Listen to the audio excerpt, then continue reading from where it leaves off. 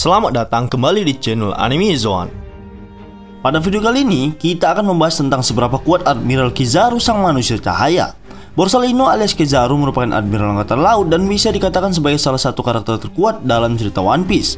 Fakta mendasar darinya adalah ia diketahui memiliki kekuatan cahaya yang membuatnya bergerak begitu cepat dan menjadikannya orang yang ditakuti, baik itu bajak laut ataupun Angkatan Laut itu sendiri. Selain itu, ia juga tipe orang yang berbicara dengan gaya yang lama, namun dari segi kekuatan ia sangat-sangat cepat. Meski sudah lama ditampilkan dalam serial One Piece, Oda Sensei masih menyembunyikan banyak misteri dari sang pengguna cahaya ini. Sehingga bisa dikatakan, ia juga merupakan salah satu karakter misterius di One Piece. Nah, gak usah berlama-lama lagi, ini dia pembahasannya. Namun perlu diingat bahwa pembahasan ini berisikan teori dan opini pribadi berdasarkan beberapa fakta dan informasi yang sudah dikumpulkan. Namun seperti biasa, sebelum masuk pembahasan, silahkan klik tombol subscribe dan aktifkan notifikasinya agar kalian tidak ketinggalan informasi dan teori menarik seputar The One Piece dari channel Anime Zone. Kalau sudah, terima kasih.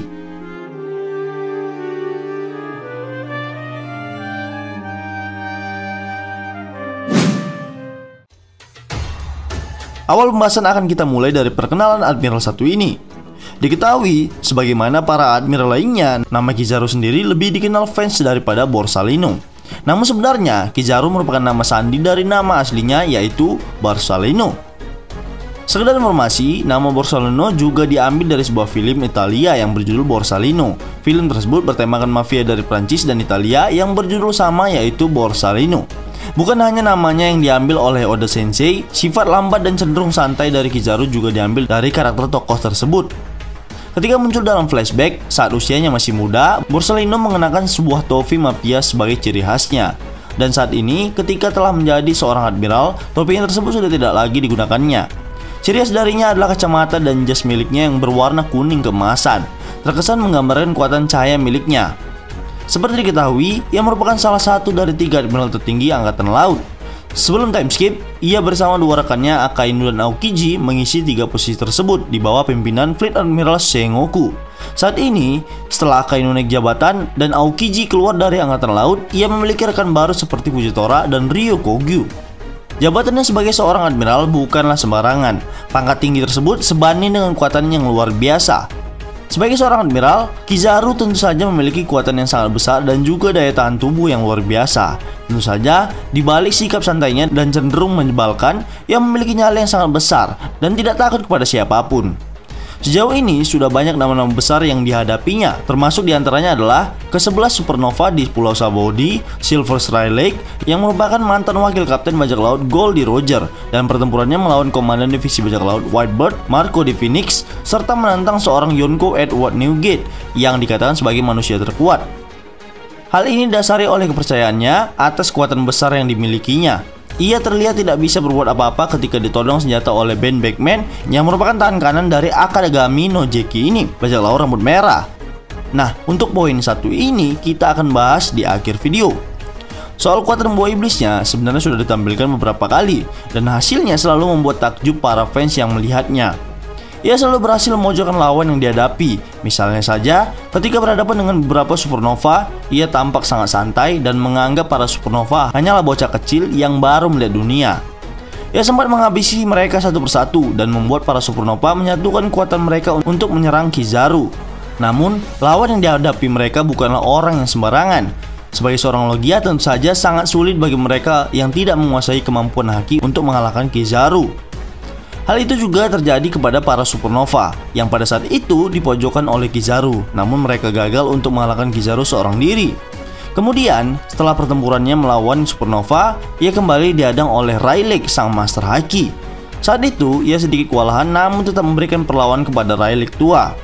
Pada momen ini, kita harus mengapresiasi Rayleigh karena di kondisinya yang sudah tidak lagi prima, ia masih sanggup menahan seorang admiral aktif yang masih sangat bugar. Mungkin bisa kita bayangkan bagaimana Rayleigh di usia mudanya melawan seorang Logia seperti Kizaru. Mungkin pertarungan tersebut tetap akan sengit, namun bisa dipastikan yang menang adalah Rayleigh. Ketika pertarungan mereka di Pulau Sabaody terjadi, mereka terhenti akibat Kuma datang dan memberi sebuah petunjuk kepada Rayleigh. Dan hasilnya, mereka berdua tidak mengalami luka fatal dan terkesan baik-baik saja. Bukannya menangkap Rayleigh, Kizaru justru membiarkannya karena tahu bahwa Rayleigh bukanlah orang yang biasa. Itulah mengapa Garp pernah menyebutkan bahwa untuk mengalahkan dan menangkap Rayleigh dibutuhkan persiapan matang dan tak cukup hanya seorang admiral saja. Itu membuktikan bahwa Rayleigh saat itu juga masih sangat berbahaya dan sangat kuat. Kemudian, ketika bertarung melawan Marco di Phoenix di perang Marineford, ia terlihat dengan santainya mampu menahan semua serangan Marco, meskipun Marco tetap bisa menyentuh Kizaru yang seorang Logia. Meskipun terkesan sangat singkat, pertarungan mereka berdua bisa dibilang epic. Kekuatan cahaya ini sangat tidak bisa diremehkan, karena ia mampu menghasilkan ledakan seperti laser beam dari bagian tubuh manapun. Kuatannya juga terasa sangat kompleks sebagai buah iblis. Ia merupakan petarung dari segala penjuru, artinya ia mampu bertarung dari jarak dekat maupun jauh. Dari tangannya, ia bisa menghasilkan tembakan laser seperti pistol yang tentu saja memiliki daya ledak luar biasa. Hal ini juga yang mendasari pasifista untuk bisa menembakkan laser beam dari mulut dan tangannya, karena memang konsep yang diambil oleh Dr. Vegapunk untuk kekuatan pasifista ini adalah Kizaru itu sendiri. Memang tak heran jika pasifista memiliki kekuatan yang begitu besar seperti cahaya dari Kizaru, mengingat kabar bahwa satu pasifista memiliki anggaran seperti membuat satu kapal perang angkatan laut. Kemudian soal pertikaiannya dengan Ben Beckman ketika perang puncak di Marineford. Saat itu, Kizaru sudah mempersiapkan tembakannya kepada Luffy dan Jinbei yang hendak kabur. Tiba-tiba saja Ben muncul di atas tiang kapal dan menodongkan senjatanya tanpa disadari oleh Kizaru. Saat itu, Kizaru yang awalnya sangat lantang dan berani, secara mengejutkan mengangkat kedua tangannya dan menuruti permintaan Ben untuk tidak menembakkan lasernya. Hal ini sebenarnya patut dicurigai, sebab bagaimana bisa seorang Admiral Kizaru yang tidak takut kepada siapapun terkesan takut kepada Ben. Padahal, ia sempat melawan Rayleigh dan juga menyerang seorang Yonko Whitebird. Apakah kekuatan Ben begitu dahsyat sehingga Kizaru tidak berani macam-macam ketika Ben menodongnya? Banyak dari fans yang mengatakan bahwa itu hanyalah sebuah candaan dari seorang Kizaru. Namun, kami tidak setuju dengan argumen tersebut. Kita tahu bahwa Ben Beckman sudah memiliki nama besar dan reputasi di lautan. Jelas, dengan seluruh prestasi tersebut, kuatannya pasti bukan main-main. Atau bisa jadi pada masa lalu Kizaru pernah melakukan pertarungan dengan Ben dan sudah mengetahui kekuatan Ben yang mengerikan. Hal itu bisa saja terjadi mengingat Ben sendiri masih dalam kondisi dan usia yang sangat prima. Jadi itulah poin-poin yang mendasari mengapa Kizaru bisa sedikit takut kepada Ben Beckman. Kemudian berbicara soal haki, sepertinya kita tidak perlu lagi meragukan seorang admiral dalam kemampuan ini. Hal ini sudah jelas dibuktikan oleh Admiral Fujitora, Akainu, dan sebagainya. Ia mungkin berada satu level dengan Fujitora untuk masalah haki, baik itu Bushoku Haki ataupun Kenbunsoku Haki. Kami tidak bisa mengatakan bahwa ia menguasai Hausoku Haki, namun yang jelas ia bisa menguasai kedua haki lainnya tersebut. Meski sebenarnya belum pernah ditunjukkan sama sekali. Jika Fujitora memiliki haki yang dahsyat seperti itu, secara logika sudah seharusnya Kizaru juga memilikinya. Maka dari itu, kami menyimpulkan ia memiliki kemampuan haki yang setara dengan para admiral lainnya, meskipun ia terkesan lebih sering menggunakan kekuatan buah iblis. Kemudian, salah satu keunikan Kizaru adalah gerakannya yang sangat cepat. Jelas hal itu dikarenakan ia memakan buah iblis Pika Pika no Mi, buah iblis bertipe Logia yang membuat Kizaru menjadi manusia cahaya. Dengan kekuatan tersebut, ia mampu bertransformasi, menghasilkan dan juga menjadi cahaya itu sendiri. Meski gerakannya sangat cepat, sekali lagi ia memiliki cara berbicara lambat dan sangat menjengkelkan. Namun hal ini pula yang membuat karakter Kizaru menjadi unik. Meskipun belum begitu diketahui, namun ada dua kemungkinan. Yang pertama, memang pada dasarnya ia berbicara lambat meskipun belum memakan buah iblis. Yang kedua adalah karena dia menjadi cepat dan dia harus menyesuaikan kecepatan berbicaranya sehingga menjadi sangat lambat. Selain itu, ia merupakan sosok yang mengerikan yang bahkan pernah menangkap 500 orang ketika di Pulau Sabaudi. Ia banyak melakukan hal-hal yang mengerikan ketika berada di sana. Ia sempat menggunakan kekuatan cahaya miliknya hanya untuk menangkap bajak laut kelas rendahan. Tentu saja, meskipun pangkatnya seorang admiral tinggi, namun menangkap 500 orang kriminal adalah sebuah hal yang cukup gila dan tentu saja tidak akan mudah. Hanya saja, di antara 500 orang tersebut, tidak satu pun dari mereka adalah 11 supernova. Sebagai seorang admiral angkatan laut, ia juga memegang teguh prinsip keadilan, sama seperti admiral lain pada umumnya. Ia membawa prinsip keadilan unclear justice atau keadilan yang belum terselesaikan. Memang prinsip tersebut bisa dilihat dari banyaknya tugas yang belum terselesaikan, seperti gagal menangkap kru topi jerami, tidak mampu menangkap Silver Rayleigh, dan membiarkan para supernova kabur dari Sabaudi. Bahkan di kantornya pun ia menuliskan prinsip tersebut di temboknya. Tulisannya pun dibuat sangat besar sehingga orang-orang bisa melihatnya dengan jelas. Nah, selanjutnya adalah Kizaru merupakan karakter yang terinspirasi dari aktor kenamaan Jepang Kuni Tanaka. Diketahui semasa aktif di dunia perfilman, Tanaka memiliki pakaian, perawakan, dan wajah yang mirip dengan Kizaru.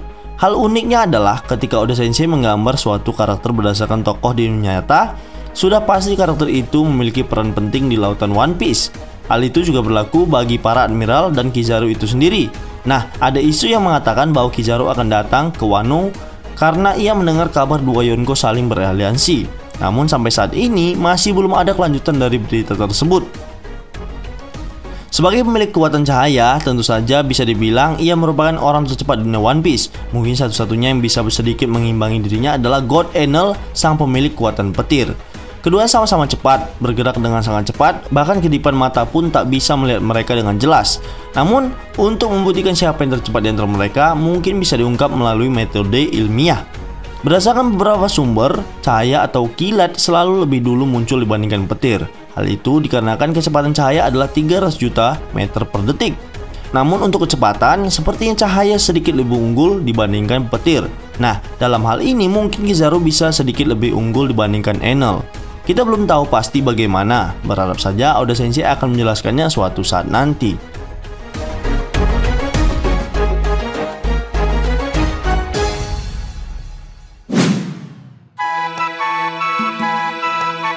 Baiklah, itulah tadi pembahasan tentang seberapa kuat Admiral Kizaru alias Borsalino, sang pemilik cahaya abadi. Namun, perlu diingat, pembahasan ini menyinggung sebuah teori dan spekulasi berdasarkan beberapa fakta dan informasi yang sudah dikumpulkan. Jika menurut kalian pendapat kami ini masih keliru, kita bisa berdiskusi di kolom komentar di bawah ini, tentunya dengan sopan dan santai. Jika kalian suka video ini, silahkan like, share, dan subscribe. Satu subscribe dari kalian akan sangat membantu perkembangan channel kita ini. And last word, terima kasih.